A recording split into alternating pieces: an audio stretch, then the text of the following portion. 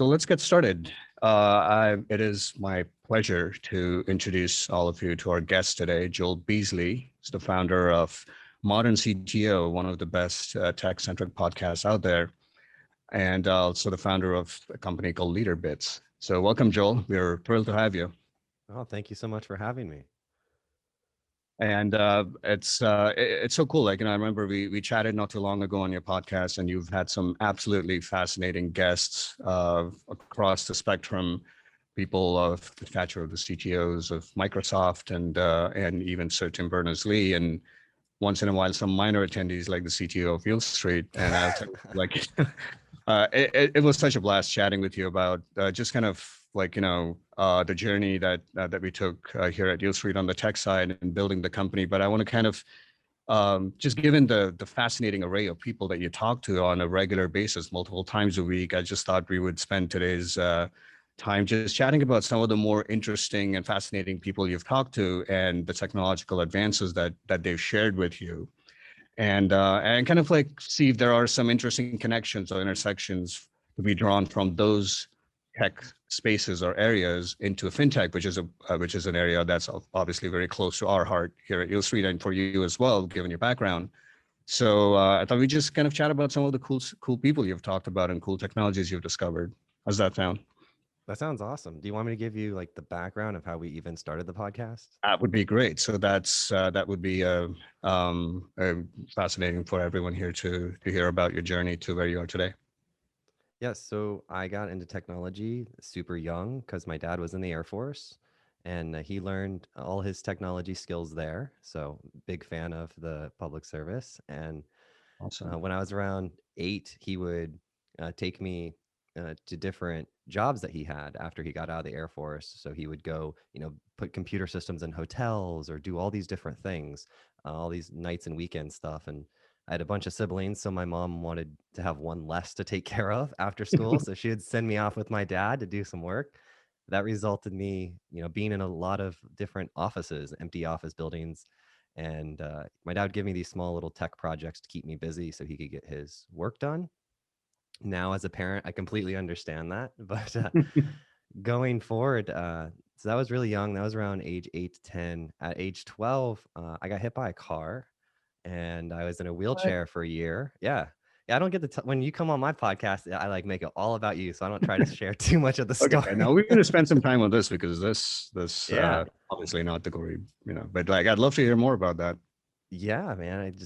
Girl was texting and she hit me with her SUV going about 40 miles an hour. And Downsides of technology, right? yeah, but the silver lining here, right, to bring it back around, is that I got to spend all that time outside of school learning how to make money. So I'd gotten the entry programming, from my father, but then coming out of school, I had a bunch of free time during the day. There's only so many video games you can play.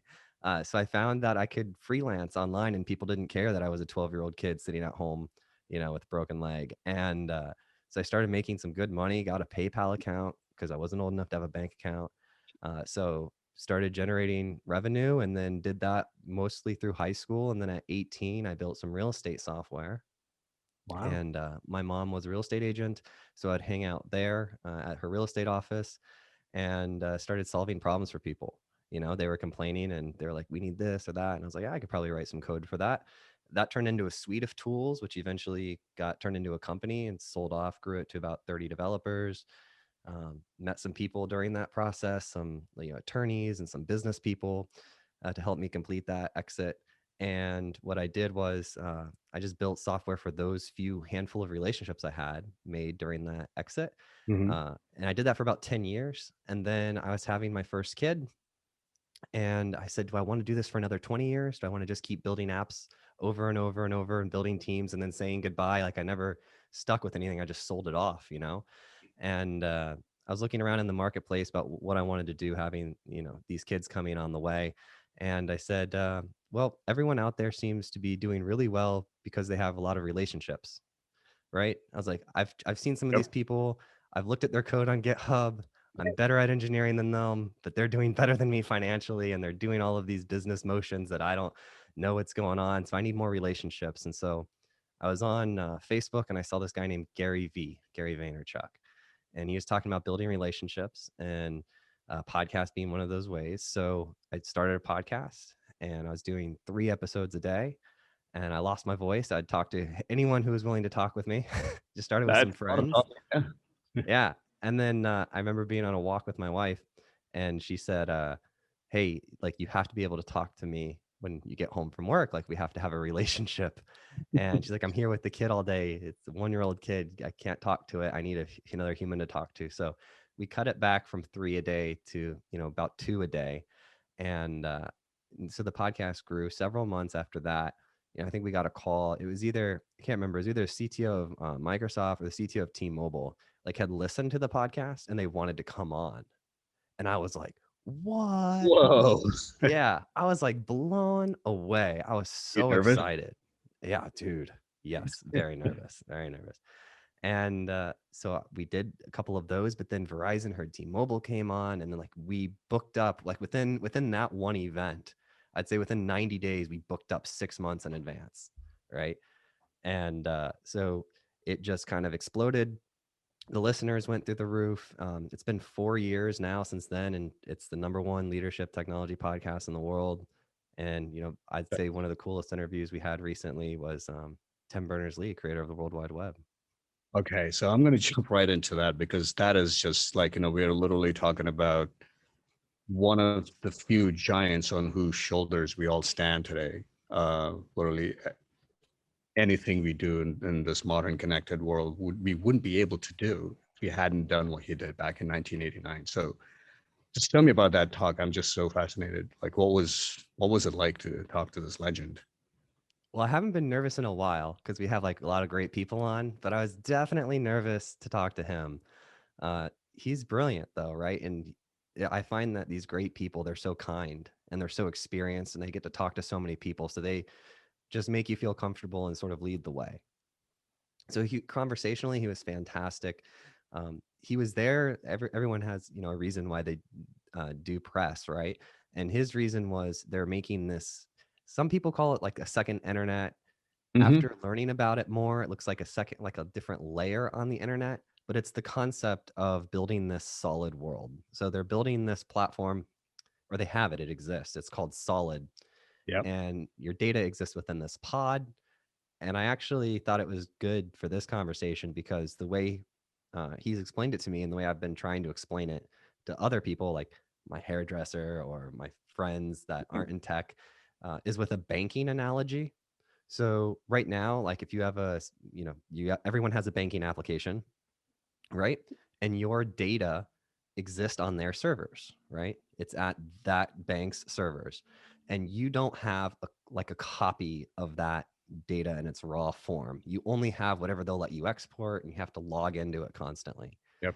Well, this new concept of these pods, essentially, I would have this pod of my banking data, and it would be constantly in sync with the source of it, right?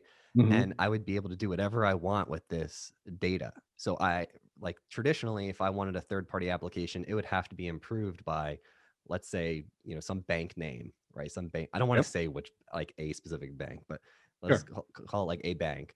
And then they would have to approve this third party application. They would do this integration. And then finally, me as the consumer would be able to use that.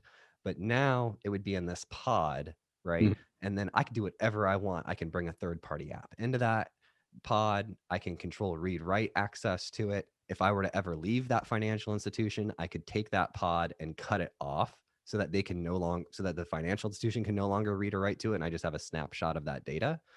So it's actually really fascinating, and it's definitely not easy to understand at first go. It took me literally having Tim on to explain it to me. Oh, But yeah. I'm trying. It's amazing because it touches upon an element of today's connected and digital world, uh, and a regulatory world, in fact, and the idea that your data is yours and it's your choice about who to share it with, for how long, and how much of it. And this is a portable concept, obviously has a direct application in banking and financial data, but the same, it goes out to your medical data, your electronic health records and stuff. And so I think of these. So I was wondering if he talked about any use cases that Solid and these pods have been deployed. For instance, if you're trying to get rent an apartment and you need a credit report, you're not going through some central agency. You actually have all of your data, and then your balance sheet lives in your own pod, and you're choosing to share it with your potential landlord for a limited amount of time. So it's got such huge long-term implications, that kind of technology. Did he have any kind of thoughts on like the adoption of the technology that he's building, and how bearish was he about it? Yeah, we talked a little bit about how do you get these concepts into market, right? Because you would need the willingness of the healthcare data provider to dump their information into pods or to support that sort of format, right? That pod concept, or whatever institution, the banking, they would need to do this. So we were talking a little bit about it. We think that the way it's going to happen is just small increments, right? Some companies will do it because it's cool, because they believe in data and that you should own your data. So some of these early companies will start doing it. And I believe that's who they're working with now. That's the current market approach. Is some of these companies want to make this data available because they think it's the right thing to do ethically. And then eventually consumer demand will come to the point where one bank will do it, right? Mhm. Or one data health provider will do it. And then everyone's going to be building applications on top of those pods because they can. And then that's going to force the larger companies to adopt it. It's just a privacy-centric, privacy-first version of the TCP/IP stack. How cool is that? Like it's just like I caught a fragment of that, and I just would love to hear that again on your show. The other one of the other technology areas that obviously is like all over, and a lot of it is hype, and we've talked about it in some of our shows, and I'm sure you have as well, as blockchain.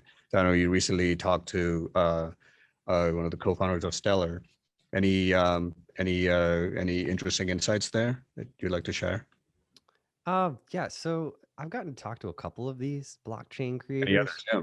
Yeah. So I got to talk to David, co-founder of Stellar, and then I got to talk to the founder of one of the founding engineers of Ripple as well. And That's a big here's one. I think one of the interesting takeaways from both of them, um, was that they're really, really smart. Like Yeah. the one guy, David, is like a Harvard graduate, currently a professor at Stanford with another sub degree from MIT. Right? They're incredibly brilliant people. He was trying to explain. I said, explain this concept to me like I'm a 3-year-old, and he started out with like some mathematical formula. And I was like, I don't know what 3-year-olds you're talking to, but I need Not you to dumb the it down. Doogie Howser, the other 3 year. I know, right?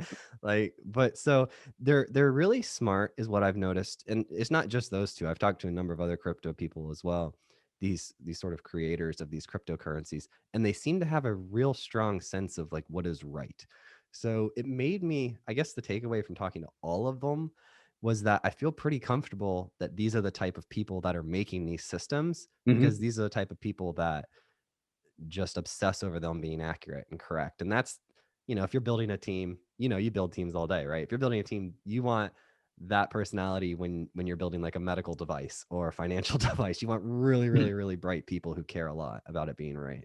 For sure. And like, considering the genesis of not the cryptocurrency part of it, because that's one of the applications, but the underlying technology was effectively an attempt the closest attempt to solve one of the long-standing problems in computer science, the Byzantine generals problem, which people have tried to solve in many different ways. So it's not an easily accessible problem to even wrap your head around, rather let alone solve it. So it kind of almost stands to reason that these are super brilliant people who are tackling this. But the kind of like the really interesting thing I'd love to hear your thoughts on it. Like, there are applications of this technology in many different spaces, right? And some of them are some really interesting white papers that I've read, like Filecoin.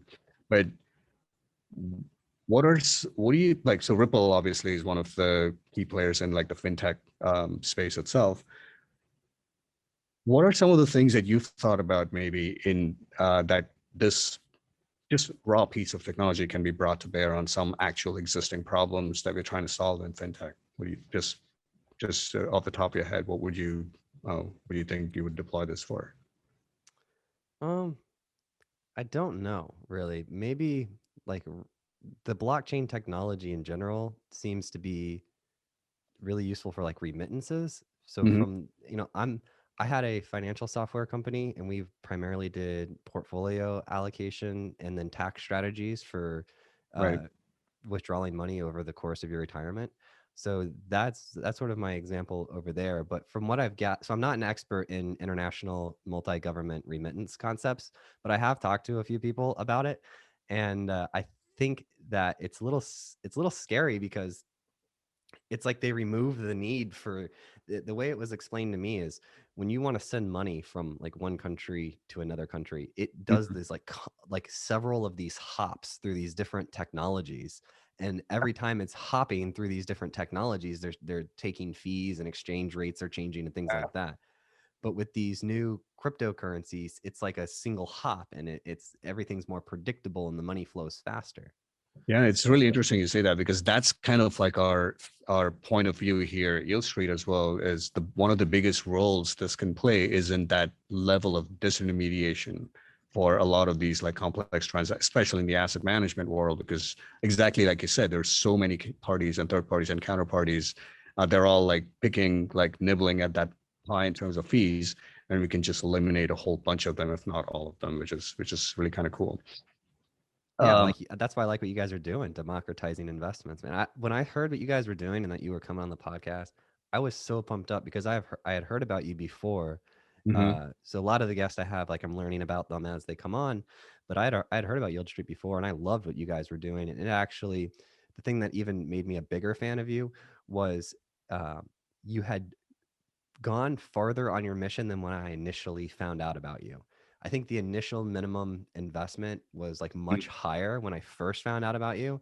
And, Yeah. by the time you came on the show, it was like, it was true that you guys are in this mission to democratize investments. I don't know if that's your official mission, but that's what I took from it. It absolutely is, and it continues to be that. And hopefully, you've actually now gotten on the platform as well as an investor. If not, you have some offerings open. Yeah, me Um, and my producer went and made an account. oh, that's awesome. Yeah. Well, we should definitely talk offline on how your experience was in that whole process. But I'm glad you came on board. Welcome. Yeah. Um, Can I and say something else about the please. governments? I think there's a theme emerging here. So between Stellar and Solid, so Tim-Berners-Lee and Mhm. David at Stellar, both of them are making progress with governments. I don't think I said that before, but Tim Berners-Lee, one of the big customers that they have right now is Mhm. governments because the government has so much data, right? And it exists in so many separate silos across so many different APIs from so many different vendors. Creating a standardized way to dump this data and give it to a person is Mhm. something that governments are interested in. I think they're working with Belgium. And then the way I actually found out about Stellar was Ukraine chose them as the company to help them with the Ukrainian digital currency rollout. Oh, wow. Yeah, This is very comforting, actually, to see that governments are taking interest in this because, like, ultimately, a lot of these new technologies, and that's is one of the things that I'm sure you've encountered as well, both in your talks and your own work, is like there are limits that you can take technology to, but there are limits set in place by regulatory concerns that often almost always precede what's possible on the technology side. And short of actually having some kind of legislative influence on the policy that actually makes some of these technologies realize their full potential, it won't happen. And we see this a lot, especially in healthcare in the United States, where and this kind of goes back to the data ownership that we talked about earlier. Is like companies are not incented to let go of that data, right? Because it's treasure. So there is that fundamental conflict of interest, which can only be resolved through legislative, interception. So that's great. Um, is he? uh, I'm going to keep coming back to Sir Berners Lee because he's just such a fascinating person. But is he act? Does he have or he or his initiative, does that act, are they actually playing an active role in like legislative affairs, and are they influencing legislation around the world in different governments aside from the ones that actively approach them? Because that would be amazing. I have no idea. We didn't get there in the conversation. I Me was just too. really focused on this is really great technology. And whenever I see something really Yeah. great, I feel like I elected myself unofficially to make sure there's a business model behind it that'll ensure that this thing sees the light of day. So like Yeah. you get projects like Neuralink with Elon Musk. We want the Mhm. app store in our brain. Like that'd be so cool. We want these abilities, but until you're solving things like Parkinson's or degenerative type diseases with very basic versions of it that carry a business model that allow this technology to flourish over the next decade or two to achieve that result, like if you Yeah. don't have that, then then the future is not going to get there. I couldn't agree more. It's actually a good segue into some of the other guests that I'm kind of very curious to hear about, which is less in the software space, but more in the hardware space of things. And we can leave the fintech mapping a little bit aside for now, but I'm just kind of curious about like what are some of like I think you mentioned you talked to someone in like the chip or microprocessor world who's kind of like building some truly kind of revolutionary chip. I'd love Oh to hear yeah, yeah, yeah. Yeah, I thought you were gonna want to talk about the elevator guy. But on that too. Yes. yeah, because there's a lot of cool things happening in hardware. I will get to the chip in a second, but because I had a kind of a question for you about this guy I talked to. So the company was Software AG. The guy I talked to is the CTO. His name is Burned. Super cool guy. But he was telling me this story that so they're like an elevator manufacturer, Mhm. right? But then they're an older company and they've been around for a while. But what they've done is they've redefined and transformed themselves into a transportation company, which is kind of like a funny thought, right? They technically are transporting people, but you don't think of an elevator company as a transportation company. But when you Definitely have all the not. right, right, but when you have all the elevators connected, you know, and you can get data from them and make and you start thinking about the experience within the elevator. I mean, I don't know about you, but there are some pretty gnarly elevators out there. Elevators that have poor user experiences. Man, I live in New York City. Yeah. There are some, scary floor transitions that we encounter in some of the older pre-war buildings here. So yeah, absolutely aware of that. So like, but that's such an frankly crazy concept. Like, like an elevator waiting for you rather than you waiting for an elevator.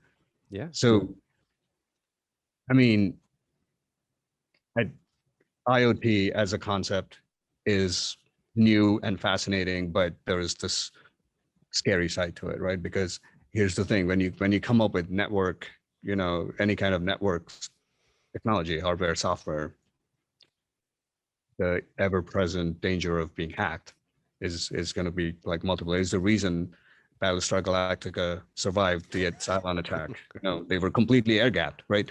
So I was curious to like, when you chatted with Burns, like, what did he did you touch upon like the security or hacking aspects of technology like this?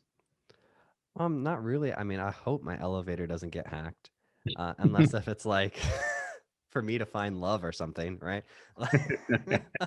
I saw some cheesy movie over the weekend where like these two people wanted to get their bosses together, so they used the security team to like stop the elevator when they were both in there.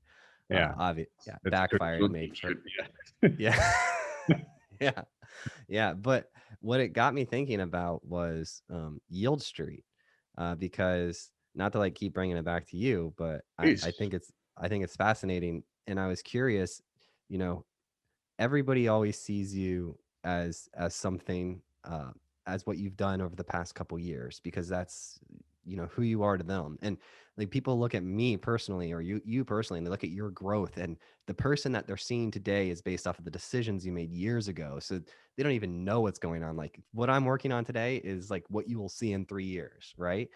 And so from a perspective of your brand, you guys started as this democratizing investments, right? But I want to know, like, where is that going forward? What type of problems have you faced with people seeing you as an investment company over a technology company, or do they see you as both? I think that's a very good question. And I think it's a bit of both. The fact that we are able to, because the underlying finance, the structured finance world that we live in is nothing new, right? Obviously, it's existed in kind of the rarefied corridors of Wall Street for a long time now. And like the whole idea of democratization becomes a reality, it becomes a possibility through the deployment of technology that enables you. So obviously there's a lot more to that, like coming up with the scalable legal structures for the different kinds of offerings and different kinds of funds we create to open up these opportunities. But ultimately, the distribution part of it is only made possible by technology. In fact, the very technology that was created by Sir Berners Lee. So I think in a way, even if the the set of people that come in and find it more or less effortless to invest in something, and underneath there's this big machinery at work that's giving them a portion of ownership in something, and the fact that we're able to deliver it to them without exposing them to the underlying complexities of what goes on to make that possible uh, is is the technological foundation for it. So I, the people who I actually like the people, the audience that don't see that technology part, because if they're seeing this as just another experience, not dissimilar to buying something on Amazon, or if it's that simple, then we've done our job. We always kind of like considered myself or like the technology wing of a finance or some other vertical domain company as the people behind the scenes who make things possible and who abstract out a lot of the complexity and make it super simple, super and even enjoyable for for users to go through through whatever service it is that you're offering. So yeah, I mean, I think the perception is a fintech company, but I think it's the same way that say an e-commerce store is perceived as a tech company. It's like they know it's technology that's making it possible. You don't really think about it in that or look at it through that lens. And in a way, that's kind of like a victory for me because we did our job by making it so simple. I If love that it. kind of like answers your question. Yeah. But no, Want it's to talk about it's that? Want to talk about that chip guy now? yes, please. Dude, That's just like whoa. I just saw the factor, the ratio, and they're like, okay, this is something next level. I know, right? I was talking to the PR team. I'm like, what can I share? Because when you get to talk with all these companies, the Uh, stuff that gets cut is so interesting. It's like I wish I could just make an episode of like, here's everything that got cut, but you can't. yeah. So stay within the bounds, obviously, but like I'd love to hear. I'm sure our audience would love to hear as well. Yeah. So the cool company is called Grok, GROQ, Q, yeah, and that's why I didn't look it up correctly. yeah. So the CEO is Jonathan, and he's an example of like similar to the the cryptocurrency guys. He's just next level brilliant. So I Mhm. liken it to one time I come into my living room and my family is watching this nature documentary, I think on Netflix, right?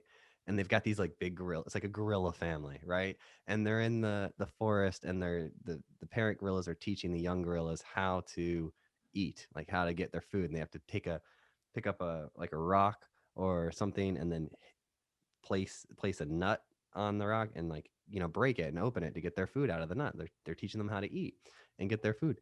And I feel like that sometimes when I'm talking to these brilliant people. I feel like they're sitting there explaining to me these higher order concepts that exist in our universe, and me trying to understand that visual of the monkey cracking the nut like comes into my head. And so sometimes it's hard, but man, they're Not a brilliant lot. people. And I asked him too. This is funny part too, because this is we edited this out, but it was because I wanted it edited out. So I was asking him, he gave me this like intelligence test, which I did not perform well on. Please don't And give me that, please. Yeah. no, I know we are not doing that. We learned, we're like, no longer am I going to ask guests for their interview test to run them live with me. But I asked him, I was like, is this something I could improve at? And he's like, well, he's like, some people are LeBron James and other people you know, they're just like 5'5", so they can get better, but they're never going to be LeBron James. I'm I like, hear thank you for being kind. So, all right. So back to what he's doing. They invented these chips, right? I'm not sure of the ratio, but it was something along the lines of like one of their chips can handle more compute specifically for AI applications than Mhm. a truckload of the most advanced chips you can buy on the market today, minus theirs. And they had raised ridiculous amount of money.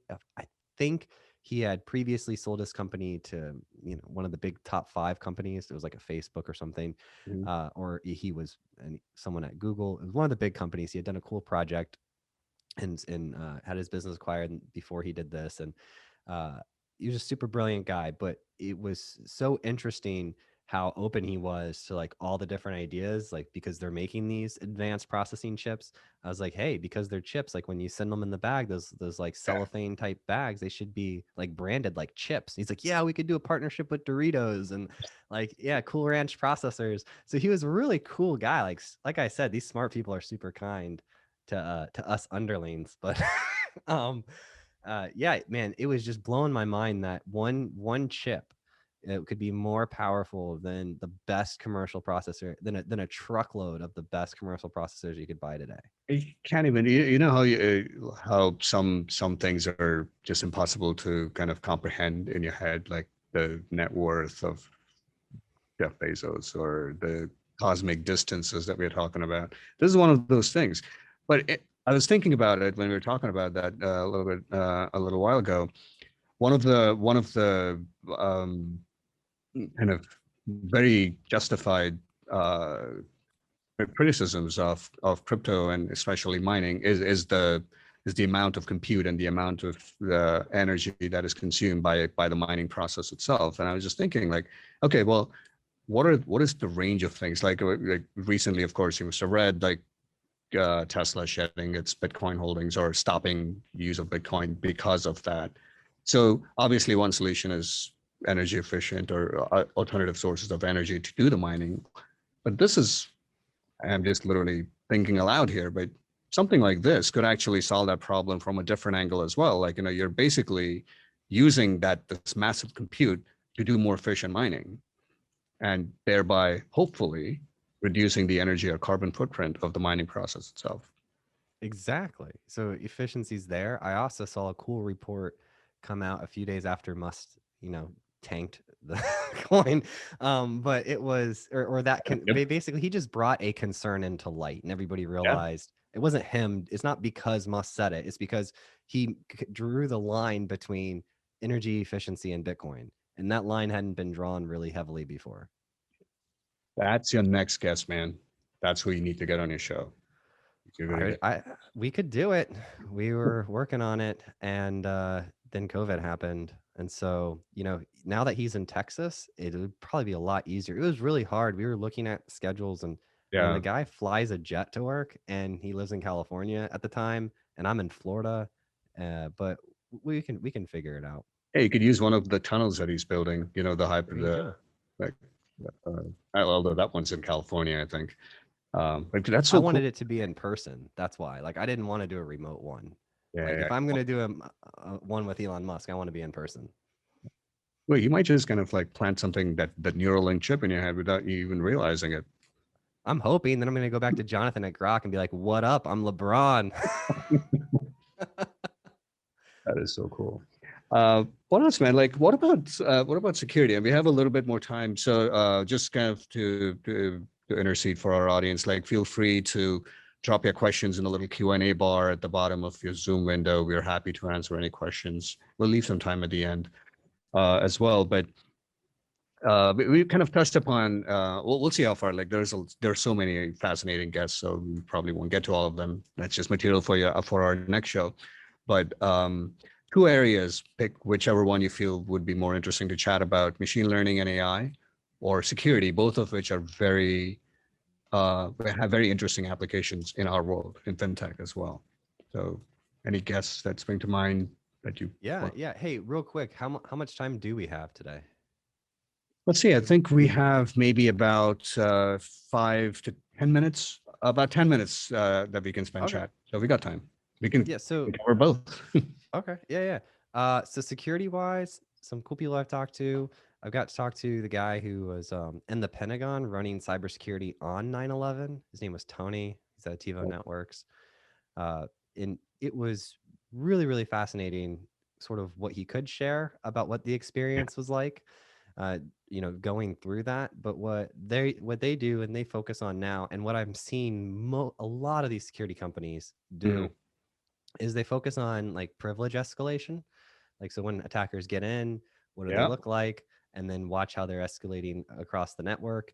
And then also setting up, I mean, I would use the word honeypots, but I think they use the word decoys. So they'll set Yeah. up these like trap systems. But so you've got that. And then another cool guy I got to talk to was John, who's the founder of Blackpoint. And he was an offensive hacker for the NSA. And that was an interesting interview because I was trying to get him to explain to me like what it was like being on an offensive hacking team for the US government. And I couldn't get him to like talk about it at all. So like later in the conversation, like I left the topic, and then later in the conversation, I came back and I was like, all right, so if I was watching a movie and I tried to give him like create this like far-fetched hypothetical situation, and there is some subtext if you listen to that episode. I think Yeah. everybody could extract their own thoughts from it. But I mean, he was good about being like tight-lipped, and he's very polite and everything. But he did give an amazing explanation of what it's like to be in the room on a defensive drill, because we hear attackers getting in and we build these images in our head and we've got the movies, but what does it actually look like at one of Mhm. these businesses when you've got like 4 or 5 engineers in a room and they're actually experiencing an attack? So I thought that there's a lot that goes into it, man. They take this stuff super seriously. And it's I always wonder, like, if you ask these people, like, you have, like you mentioned in movies, we see this all the time, and they string together a bunch of tech-sounding words, and like, a kernel and a virtual machine, and like, I'm gonna like boot right into the EEPROM or whatever. Like, I just wonder about these guys watching these movies, and like, they have no idea what they're talking about. It's just a bunch of words.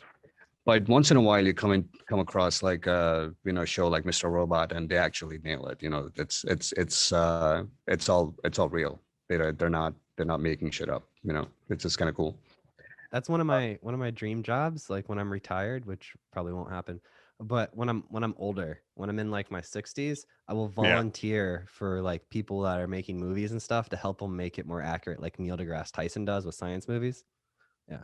I think that should be a full-time job. Really, it would make movies so much more compelling. Seriously, It would. these tech geek movies. What about machine learning? I know you talked to recently the co-founder or CTO of Cobalt Metals. Yes. Yeah. So Josh. And then after talking about Josh, we just have to touch on Shri because I Oh mean, yeah. CTO of PayPal and what he says the future of payments are, I think that's important for Let's the start with headline. that actually, because You want that's to start with that? yeah. Let's start with the PayPal guy. Okay. So Shri is like one of the most brilliant leaders I've ever met. Like every part about him is polished and real and authentic, and he's just super, super cool guy. But I was trying to figure out like what's the future, and he said this phrase that I'd never heard before called ambient payments is like the future of payments. And I was like, well, what do you mean? He Ambient. said, okay, so you live in New York, you've used Uber, right? When's Yep. the last time you paid your Uber bill? When do you pay the driver? Probably as soon as I exit the car. Yeah, you don't actually pay the driver. It just ambiently happens, right? It knows the ride's over and the transaction's performed. You're not approving the transaction. You don't click a pay button. Like it just happens. Happens. Yeah.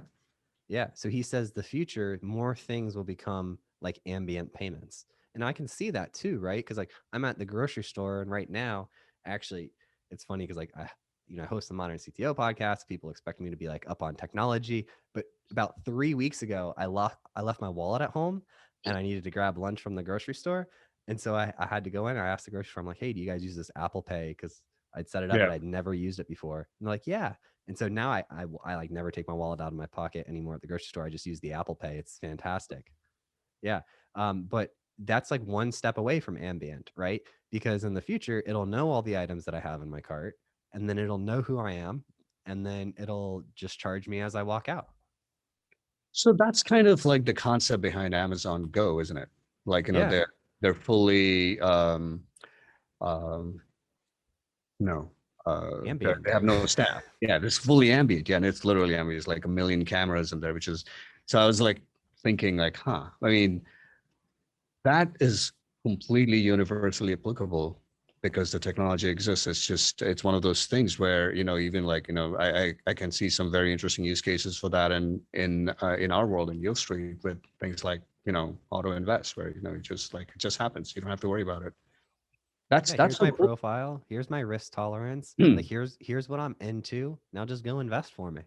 And that's a big part of our mission, in fact, to kind of like to have it be as self-driving and as passive as possible. So because there's so many things to deal with, right? You're dealing with your day-to-day life, your kids, your work, and if there's any aspect of your life, and this is kind of like we're coming up on time, so I'd like to kind of wrap up. Although probably have to save Josh for our next chat, but it's if we can anytime technology simplifies life a little bit, and people kind of like think about it as like it's making you lazier, but I don't quite see it that way. I think it's a matter of simplification. Like, so your attention span is devoted to things that cannot be disintermediated with technology, that needs your human attention, that needs your eyes, that needs your touch, or whatever it is.